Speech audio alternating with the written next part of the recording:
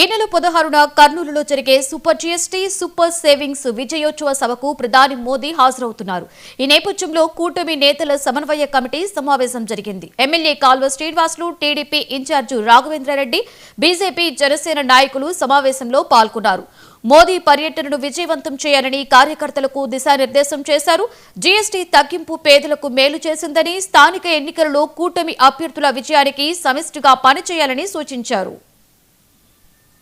ఏమన్నా అభివృద్ధి జరిగిందా అంటే ఏమీ జరగలే, కానీ ఓటు మాత్రం ఆయనకే చేస్తున్నారు.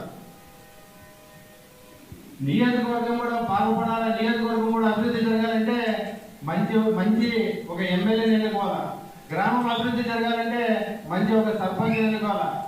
రేపు రాబోయే సర్పంచ్ ఎలక్షన్ లో కూడా మన తెలుగుదేశం కూటమి ప్రభుత్వం నిలబెట్టిన ప్రతి సర్పంచ్ తెలుసుకుంటే ఖచ్చితంగా నియోజకవర్గం ఎలా అభివృద్ధి చేయాలో నేను చేసి చూపిస్తానని చెప్పి తెలియజేస్తున్నా. ప్రకారం 2 లక్షల కోట్ల ఆదాయం తగ్గుతుంది అనేది ఒక అంచనా సంవత్సరానికి. ఆంధ్రప్రదేశ్ రాష్ట్రంలో 8,000 కోట్ల రూపాయల ఆదాయం తగ్గుతుందని ఒక అంచనా.